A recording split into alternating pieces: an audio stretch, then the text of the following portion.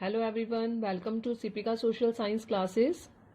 So students will continue our chapter number 6 of Geography, Manufacturing Industry, and today's topic is contribution of industries and industrial location. तो हम देखते हैं कि industries का contribution क्या है. प्रीवियस लेक्चर में स्टूडेंट्स हमने पढ़ा था व्हाट इज मैन्युफैक्चरिंग, इंपॉर्टेंस क्या है मैन्युफैक्चरिंग की, and industries and agriculture go hand in hand, मतलब they both are complementary, means वो एक दूसरे के बिना चल नहीं सकती. और आज हम पढ़ेंगे contribution of industries in the development of economy, कि इंडस्ट्रीज का क्या कंट्रीब्यूशन है. So students, during the last 20 years, the share of the manufacturing has stayed at 12% of GDP out of 27%. Means कि 27% में से 17% रह गया मैन्युफैक्चरिंग का. This is much lower than the East Asian country. East Asian country का कितना होता है 25% से 35%, which is much more than our country. हमारी कंट्री से बहुत ज्यादा है. मतलब हमारी कंट्री में मैन्युफैक्चरिंग इंडस्ट्रीज का जितना कॉन्ट्रीब्यूशन होना चाहिए उतना नहीं हो पा रहा है. जो हमारी ग्रोथ रेट थी लास्ट ईयर दैट इज 7% और होनी कितनी चाहिए दैट इज 12%. मतलब कहीं ना कहीं लैग चल रहा है हमारा मैन्युफैक्चरिंग सेक्टर की. 7% लास्ट ईयर थी और कितनी की डिजायर थी 12% की. तो गवर्नमेंट ने इसको डेवलप करने के लिए इनिशिएट किया है कि मैन्युफैक्चरिंग इंडस्ट्री कंट्री की बैकबोन होती है. तो उसको डेवलप करने के लिए गवर्नमेंट ने क्या सेटअप की है, एनएमसीसी. मतलब ये आपका 1 मार्क का क्वेश्चन आ सकता है. NMCC means national manufacturing competitiveness council, जो जज करती है कि मैन्युफैक्चरिंग इंडस्ट्रीज के जो ग्रोथ है उसको कैसे रेज किया जा सकता है और मैन्युफैक्चरिंग जो यूनिट है उसको कैसे डेवलप किया जा सकता है. तो स्टूडेंट्स आगे है आपका topic industrial location. Industrial location मतलब if a person want to locate an industry तो he has to think about where it should be established, कि इसको हमें कहाँ establish करना चाहिए. तो उसके लिए कुछ फैक्टर्स माइंड में रखने पड़ते हैं कि इंडस्ट्रीज के लिए ये लोकेशन होने चाहिए. क्योंकि हर पर्सन इंडस्ट्रीज या कोई भी बिजनेस स्टार्ट करता है वो ये सोचता है कि मुझे प्रॉफिट हो वो मैक्सिमम हो और जो मेरे एक्सपेंसिव हो वो बहुत कम हो, ताकि मुझे अपनी यूनिट से क्या हो सके मैक्सिमम प्रॉफिट हो सके. तो उसको ध्यान में रखते हुए एक पर्सन जो इंडस्ट्री को लोकेट करता है वो कुछ फैक्टर्स माइंड में रख के लोकेट करता है. तो उस फैक्टर्स के बारे में हम डिस्कस करेंगे.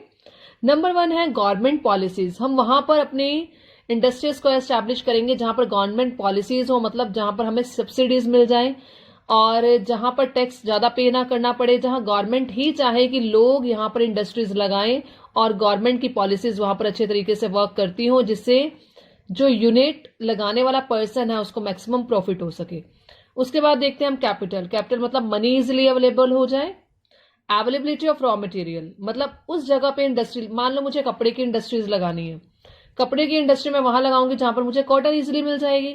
अगर मुझे शुगर की इंडस्ट्री लगानी है तो मुझे रॉ मटेरियल उसके लिए क्या चाहिए, शुगर केन चाहिए. और अगर शुगर केन मान लो यूपी में है मैक्सिमम या हरियाणा पंजाब में, अगर मैं ये इंडस्ट्रीज उठा के लगा लेती हूं मुंबई में या मैं इंडस्ट्री लगा लेती हूं आंध्र प्रदेश में, तो जो मेरा रॉ मटेरियल है वो क्या हरियाणा से और या उत्तर प्रदेश से कहां जाएगा, आंध्र प्रदेश जाएगा.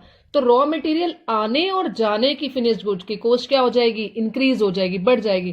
तो हम अपने इंडस्ट्रीज वहां लगाते हैं जहां पर जो रॉ मटेरियल है वो नियर बाय हो, ताकि आने और जाने की कॉस्ट क्या पड़े, कम पड़े.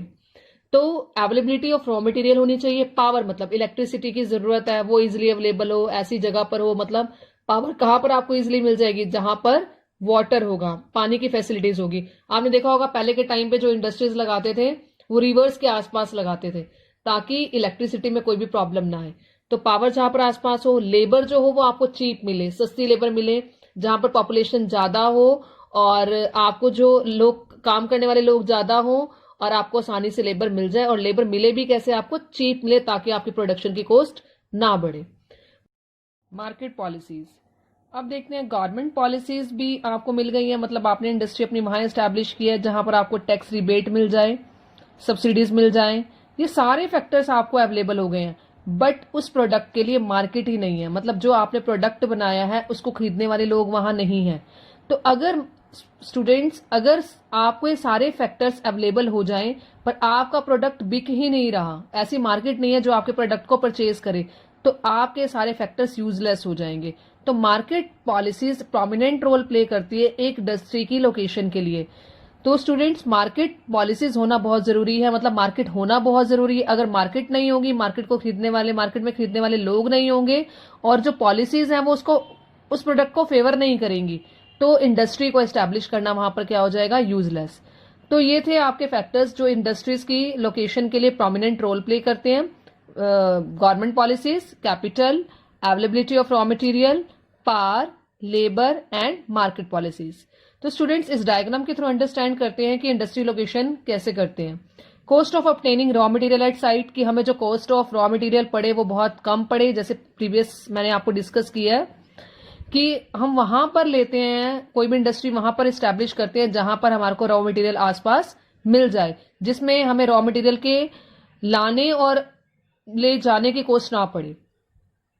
Cost of distribution of production, मतलब डिस्ट्रीब्यूशन ऑफ प्रोडक्शन मतलब होता है हम वहां पर प्रोडक्शन करते हैं जहां, क्योंकि कई बार क्या होता है, प्रोडक्शन एक चीज का एक जगह पर नहीं होता, हमने प्रोडक्शन प्रोसेस को डिफरेंट डिफरेंट पार्ट्स में डिवाइड किया होता है। जैसे हमने कार बनानी है, कार का जो सारे के सारे जो उसके इनपुट्स चाहिए होते हैं, जो जो चीजें कार बनाने में यूज होती है वो एक जगह पर नहीं बनती, तो हम उसके प्रोडक्शन के प्रोसेस को डिवाइड कर देते हैं अलग अलग जगह पे, कि टायर है यहाँ पर बन जाए, जो मिरर है वो यहाँ से मिल जाए, सीट्स हमें यहाँ से मिल जाए। तो जो प्रोडक्शन की जो हमने डिस्ट्रीब्यूशन किया उसकी कॉस्ट भी हमें कम पड़नी चाहिए, मतलब जो प्रोडक्शन की यूनिट्स हमने डिवाइड किया वो भी आसपास होनी चाहिए ताकि प्रोडक्शन की कॉस्ट ज्यादा ना पड़े। Third one is decision to locate industry at site. अब हमने डिसीजन लेना है कि हमने अपनी इंडस्ट्री को, हमने अपनी फैक्ट्री को कहां पर लोकेट करना है। हम कहां पर लोकेट करेंगे, जहां पर हमें ये सारे फैक्टर्स अवेलेबल हो जाएंगे। Government policies, capital, availability of raw material मिल जाएगा, पावर, लेबर, मार्केट पॉलिसी, जहां पर हमें सारे फैक्टर्स मिल जाएंगे, हम अपनी फैक्ट्री को वहीं पर एस्टैब्लिश करने का डिसीजन लेंगे।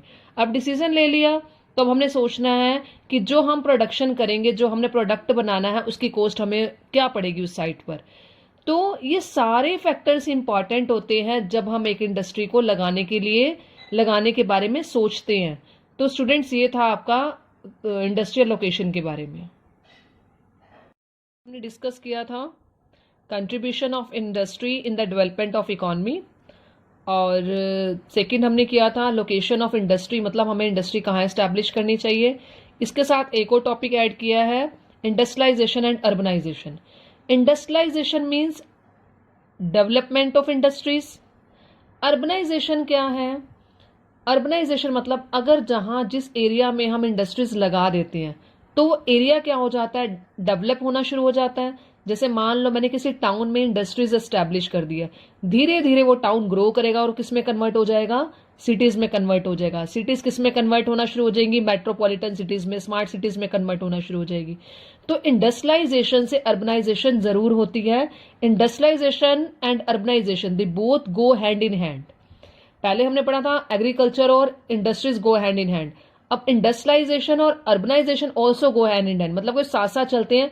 जिस एरिया में इंडस्ट्रीज ज्यादा से ज्यादा लगनी शुरू हो जाएगी वो एरिया डेवलप होना शुरू हो जाएगा, उस एरिया की ग्रोथ होना शुरू हो जाएगी। तो डिस्कस करते हैं, when an industrial activity starts, जब कोई इंडस्ट्रियल एक्टिविटी स्टार्ट होती है, मतलब कोई प्रोडक्शन प्रोसेस स्टार्ट होता है, कोई यूनिट हम लगाते हैं, फैक्ट्रीज लगाते हैं, तो उस अर्बनाइजेशन होगी। कैसे होगी डिस्कस करते हैं। इंडस्ट्रीज प्रोवाइड एम्प्लॉयमेंट, अगर हमने इंडस्ट्री कहीं पर एस्टैब्लिश की है, किसी एरिया में एस्टैब्लिश की है, किसी टाउन में लगाई है हमने, तो वहां के लोगों को क्या मिल जाएगी, एम्प्लॉयमेंट मिल जाएगी। अब लोग क्या करेंगे, दूसरे एरिया से, रूरल एरिया से, मतलब गांवों से उस एरिया में आना शुरू हो जाएंगे, माइग्रेट करेंगे उस एरिया में, किसके लिए, जॉब के लिए, क्योंकि जॉब फैसिलिटीज अवेलेबल हो गई है और जहां पर जॉब होती है वहां पर लोग जाते हैं, किसके लिए, वर्किंग करने के लिए। अब वहां पर लोग जो है वो आने शुरू हो गए हैं, तो वो एरिया कैसे डेवलप होगा, जहां पर लोग रहना शुरू होंगे वहां पर हाउसिंग फैसिलिटीज बढ़ जाएंगी, ट्रांसपोर्टेशन फैसिलिटीज मिल जाएंगी, दूसरी डेवलपमेंट मतलब सैनिटेशन फैसिलिटीज, ड्रिंकिंग वाटर की फैसिलिटीज, धीरे धीरे वहां पर फैसिलिटीज जनरेट होना शुरू हो जाएंगी। और जैसे जैसे वहां पर फैसिलिटीज उस एरिया में बढ़ना शुरू हो जाएंगी तो क्या हो जाएगा, वो जो टाउन था वो किस में कन्वर्ट हो जाएगा, सिटी में कन्वर्ट हो जाएगा। आपने जैसे नोएडा हो गया, गुड़गांव हो गया, पहले वो इतने डेवलप नहीं थे, पर जैसे जैसे वहां पर एमएनसी आना शुरू हो गई, मतलब इंडस्ट्रीज लगनी शुरू हो गई, तो लोगों ने क्या किया, दूसरे दूसरे एरिया से, दूसरे दूसरे सिटी से वहां पर माइग्रेट करना शुरू कर दिया। अब माइग्रेट करना शुरू हुआ तो लोगों ने रहने के लिए फैसिलिटीज भी वहीं ढूंढनी शुरू की, तो वहां पर हाउसिंग फैसिलिटीज हो गई। हाउसिंग के लिए अब क्या चाहिए आपको, ट्रांसपोर्ट फैसिलिटीज चाहिए, मतलब अगर आपको अपने एरिया से, घर से इंडस्ट्री पे जाना है तो ट्रांसपोर्ट चाहिए। तो धीरे धीरे वहां पर मेट्रोज आनी शुरू हो गई, तो वो एरिया क्या हो चुका है आज के टाइम में, डेवलप हो चुका है, मतलब इंडस्ट्रीज से वहां पर क्या आ गई है, डेवलपमेंट आ गई है। अब क्या हुआ, समटाइम्स अब अर्बनाइजेशन कैसे हेल्प करती है वो हम रीड आउट करते हैं। कुछ कभी ऐसा होता है, जैसे मैंने अगर अपनी शॉप लेनी है या मैंने अपनी अपनी इंडस्ट्री लगानी है, तो मैं वो एरिया भी देखूंगी जो पहले से भी डेवलप हो, वहां भी हम लगाते हैं। तो some time industries are located near cities, cities के आसपास लगाते हैं ताकि हमें सारी फैसिलिटीज वहां पर इजीली अवेलेबल हो जाए, कि मार्केट वैसे ही मिल जाएगी हमें, ट्रांसपोर्ट फैसिलिटीज है क्योंकि लोग वहां पर पहले से रह रहे हैं, तो सारी फैसिलिटीज वहां पर पहले से ही हैं। तो कुछ कई बार क्या होता है, हम इंडस्ट्रीज वहां लगाते हैं सिटीज के आसपास, सिटीज प्रोवाइड, सिटीज मार्केट भी प्रोवाइड करेगी और सर्विसेज भी, क्योंकि आपने अपनी इंडस्ट्री वहां लगाई है जहां पर लोग पहले से रहते हैं, लोग पहले से रहते हैं तो आप ऐसा प्रोडक्ट बनाएंगे जो जहां पर आपको वो खरीदने वाले भी मिल जाए। अगर आपको खरीदने वाले लोग मिल जाते हैं तो मीन्स आपकी मार्केट वहां पर क्या हो चुकी है, एस्टैब्लिश हो चुकी है। तो बैंकिंग की, इंश्योरेंस की, ट्रांसपोर्ट की, लेबर की, ये सारी फैसिलिटीज वहां पर पहले से ही थी, तो आपको वहां पर इंडस्ट्री लगाने में क्या हुई, हेल्प हुई। तो कई बार क्या होता है, इंडस्ट्री पहले लगती है और अर्बनाइजेशन क्या आता है, बाद में आता है। और कई बार ऐसा होता है कि हम अर्बन एरिया में अपनी इंडस्ट्री डेवलप कर लेते हैं और जो हमारी इंडस्ट्री है वहां पर क्या होना शुरू हो जाती है, चलना शुरू हो जाती है, फायदा होना शुरू हो जाता है हमें। तो many industries make use of advantage offered by the urban centres. तो कई इंडस्ट्रीज क्या करती हैं, जो पहले से ही जहां पर इंडस्ट्रीज लगी हुई हैं या पहले से जो अर्बन एरियाज है वहीं पर अपनी इंडस्ट्री लगा लेते हैं, ताकि उन्हें जो दूसरी इंडस्ट्रीज को बेनिफिट्स मिल रहे हैं वो उनको मिलने शुरू हो जाए। तो उसको क्या बोलते हैं, एग्लोमरेशन इकोनॉमिक्स। तो स्टूडेंट्स, आपका ये आज के वीडियो में हम 3 टॉपिक्स कवर कर चुके हैं। Contribution of industry, about location of industries और इंडस्ट्रियलाइजेशन एंड अर्बनाइजेशन। तो स्टूडेंट्स, हम नेक्स्ट लेक्चर में पढ़ेंगे अपना new topic, that is about classification of industries. Thank you all.